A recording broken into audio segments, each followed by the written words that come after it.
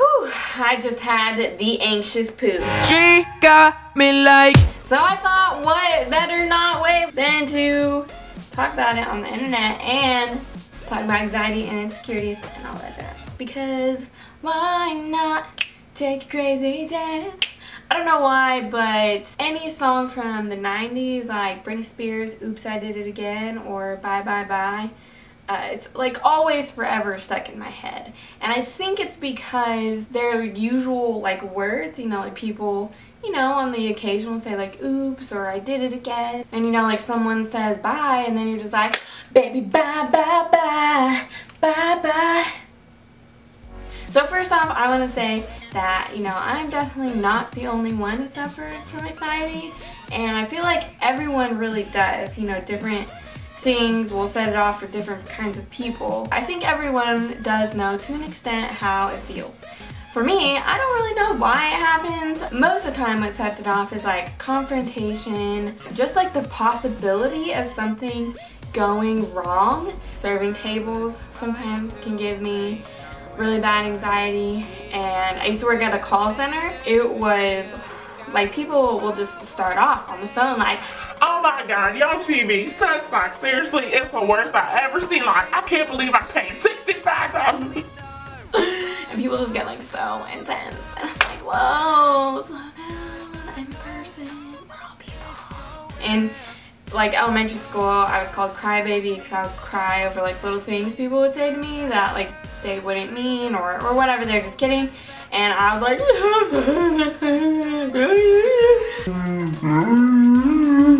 I really wish that I was one of those people who could just like blow things off. I knew people who worked at the call center who would just be like, oh yeah, well, I'm so sorry to hear that. Well, could you try not yelling as much? Because, if you could just listen to me, I could help you fix your problem. Alright, you plugged it in? You turned it on? Oh, it works! Great. Yeah, F you too. Bye! I wish I could be like that. I mean, I wish I could just kind of throw things off my shoulders. I give advice on how to make it better, but I don't really know if I'm actually like qualified as a human being to really give advice. So on to insecurities. My insecurities are my teeth and my eyes sometimes.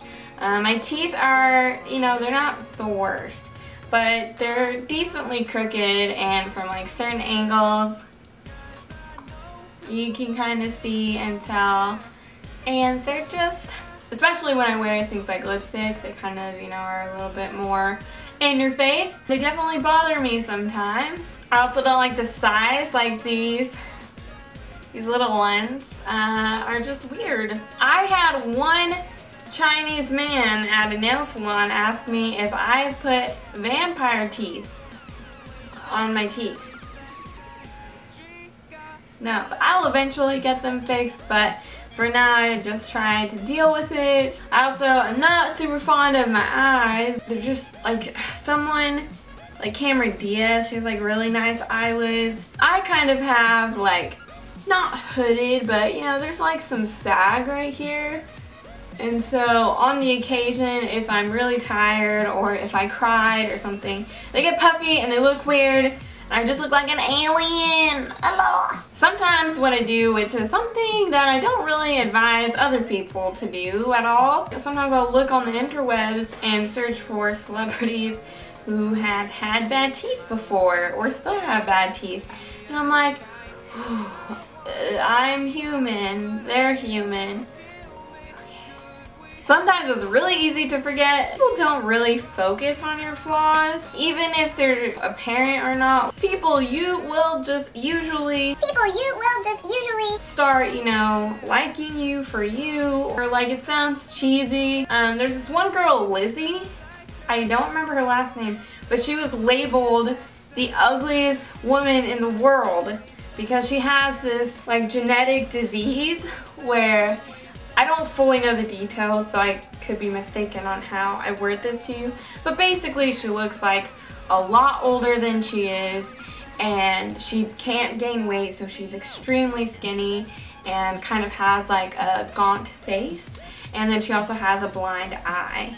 But since then, she has just taken that and freaking blown up the world with awesome, because she is now a motivational speaker, and she has a documentary, and she has a YouTube channel as well, which I will link below if you want to check her out. But she is extremely inspirational, and it is true where, like, you know, she has this different appearance, but she's still so cute and like so sweet, and it's just, she's a beautiful human being. And I think if sometimes we just take the time to see that in other people and in ourselves, the world would all be gravy.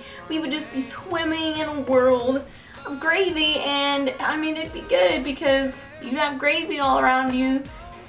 And the next thing that I wanted to talk about is doing YouTube for a living. There's been quite a few big YouTubers out there. They have like a very successful, you know, life on YouTube that they have created for themselves. And sometimes though, whenever they post videos, you know, them being upset for whatever reason, whether because of pressure or something else, there always tends to be those comments where it's like, if YouTube is so hard, then why don't you just get a regular job? Oh, YouTube is hard? Well, try working 50 hours plus 80 plus 10, working to feed 5 kids. and it's just like, whoa, whoa, whoa, slow down, Grab the wall. bruh. The thing is, when you're actually making videos, it is kind of hard. I mean, it's definitely not the hardest job in the world. Obviously, it's your dream job, so it's something that you want to do and you like doing, and it's not going to be, you know, like working at McDonald's, obviously. But every single job has its ups and downs. You make these videos and you do everything yourself. One of the things, especially with bigger YouTubers, this is something that I've not yet faced personally, but I can only imagine big YouTubers, whenever they're doing a video, you know, they're doing it to please their audiences. They have fears and pressures just like everyone else who does something that, you know, lots of people are going to see. And a lot of the times there's always more than one person who is confirming that fear or insecurity. And it can be really tearing at your soul. But I think it's just important to remember that everyone on here are people. I keep hitting this lamp right here. So I was thinking of starting to do vlogs. I'm also with a company called What's Happening Tulsa. We go out every week and shoot stuff. So I thought I could vlog during those if you would want to see that. If you're interested in seeing vlogs, please let me know in the comments down below, because I want to know your input. That is it for today. I hope you related in some way. Hashtag relatable. So that is it. I will see you next week for another video. And keep it too cute-iful. Keep it too cool for school. I really need to figure out an outro. Alright, bye guys!